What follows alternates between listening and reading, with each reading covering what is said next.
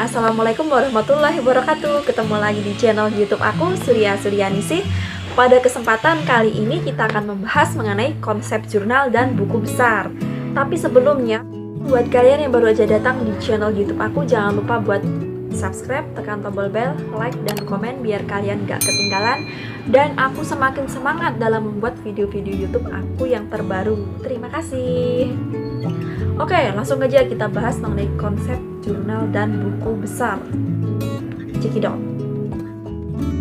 Yang pertama, kalian harus mengetahui apa sih itu jurnal. Jadi, jurnal itu adalah suatu formulir atau kertas kerja yang digunakan untuk mencatat suatu transaksi di dalam suatu perusahaan, teman-teman. Nih, aku bacain ya pengertiannya, yaitu formulir yang digunakan untuk mencatat setiap jenis transaksi yang dilakukan secara sistematis dan rinci. Maksudnya di sini formulir itu suatu kertas kerja yang digunakan untuk mencatat suatu transaksi secara berurutan ya. Maksudnya di sini sistematis tuh berurutan dan secara rinci. Jadi kalau perusahaan itu memperoleh suatu transaksi, pasti kan ada bukti transaksi. Nah, bukti transaksinya ini akan dicatat di dalam suatu jurnal. Ini namanya sistematis dan rinci. Itu maksudnya adalah setiap transaksi itu harus dicatat sesuai dengan tanggal kejadiannya dan keterangan transaksi. Jumlahnya juga harus sama antara debit dan kredit. Jadi kanan dan kirinya itu harus sama. Yang selanjutnya yaitu mengenai fungsi jurnal. Nah, fungsi jurnal ini ada 5, teman-teman. Yang pertama yaitu ada fungsi pencatatan, yaitu semua bukti transaksi harus dicatat sesuai dengan transaksinya yang terjadi. Jadi atas suatu kejadian, atas suatu transaksi, maka kita dapat memperoleh bukti transaksi. Nah, buktinya ini akan kita catat di dalam jurnal. Itu namanya fungsi pencatatan. Dan yang kedua yaitu fungsi historis. Maksudnya itu adalah transaksi harus dicatat sistematis sesuai dengan urutan waktu kejadiannya.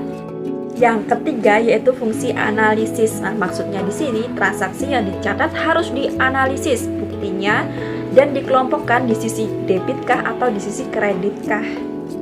Dan yang keempat fungsi instruktif. Maksudnya itu pencatatan jurnal merupakan perintah melakukan pemindahan dalam buku besar. Nah, instruktif ini adalah suatu pencatatan jurnal. Ini merupakan acuan kita untuk melakukan posting di dalam buku besar.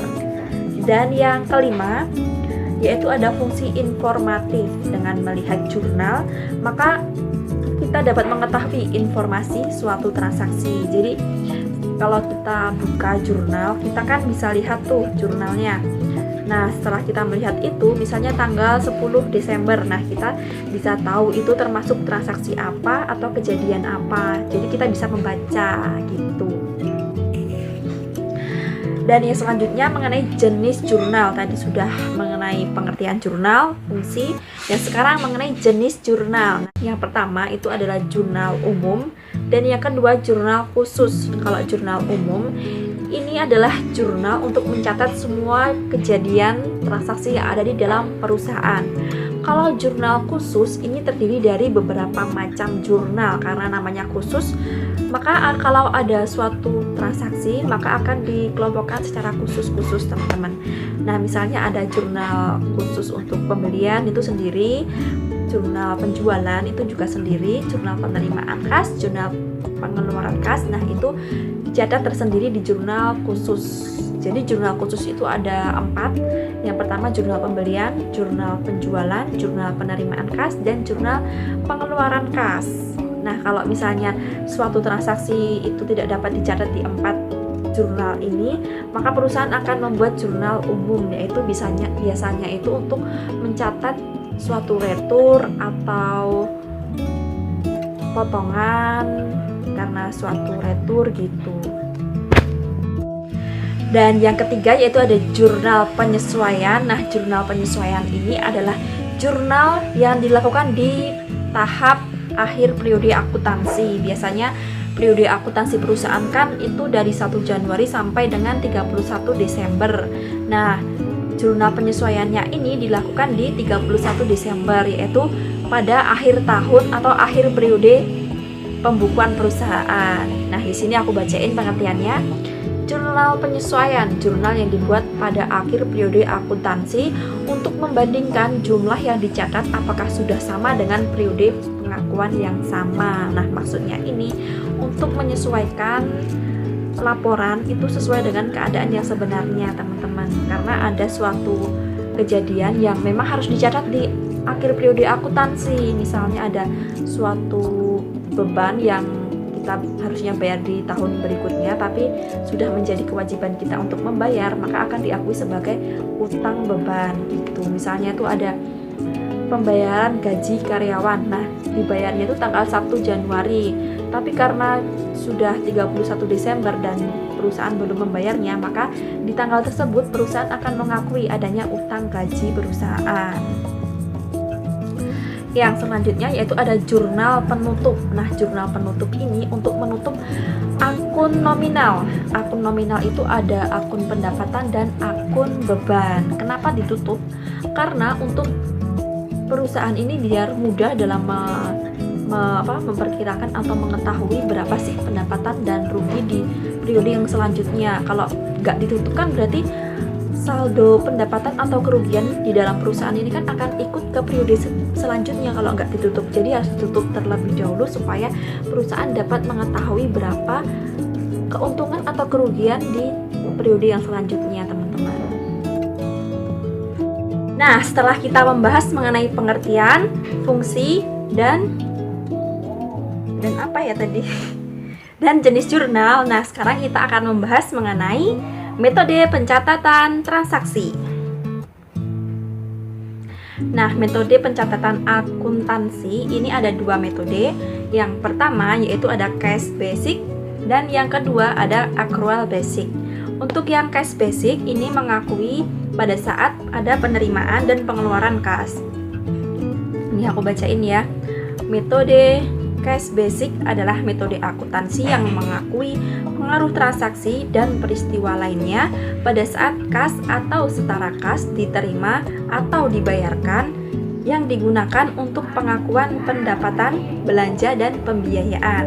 Jadi kalau belum ada suatu pengeluaran atau penerimaan kas, maka tidak ada proses pencatatan ke dalam jurnal, teman-teman. Ini kalau yang cash basic. Tapi kalau yang accrual, metode accrual ini mengakui sebelum adanya maupun setelah adanya penerimaan dan pengeluaran kas. Nih aku bacain ya. Metode accrual adalah metode akuntansi yang mengakui pengaruh transaksi dan peristiwa lainnya pada saat transaksi dan peristiwa itu terjadi tanpa memperhatikan saat kas atau setara kas diterima atau dibayar. Jadi saat peristiwa tersebut terjadi maka langsung di jurnal tanpa memperhatikan kas itu sudah diterima atau belum gitu, diterima atau dikeluarkan gitu. Dan yang selanjutnya yaitu mengenai panduan debit dan kredit. Nah, ini ada aset, hutang, modal, pendapatan, dan biaya. Aset jika bertambah maka akan didebit. Lalu kalau berkurang itu dikredit. Hutang saldo normalnya kredit, maka kalau dia bertambah maka akan dikredit, berkurang maka akan didebit. Untuk modal sama dengan utang, kalau dia bertambah maka akan dikredit, kalau berkurang maka akan didebit. Kalau untuk yang pendapatan ini sama dengan modal juga, teman-teman. Pendapatan kalau bertambah maka akan dikredit, kalau berkurang maka akan didebit. Dan yang selanjutnya yaitu biaya. Biaya ini sama seperti aset, kalau dia bertambah maka akan didebit, kalau berkurang maka akan dikredit. Oke teman-teman, sampai di sini untuk part 1 yaitu mengenai konsep jurnal dan buku besar. Dan untuk part 2 akan kita lanjutkan untuk pembahasan mengenai buku besar. Jadi jangan kemana-mana dan tetap ada di channel YouTube aku. Terima kasih. Assalamualaikum warahmatullahi wabarakatuh.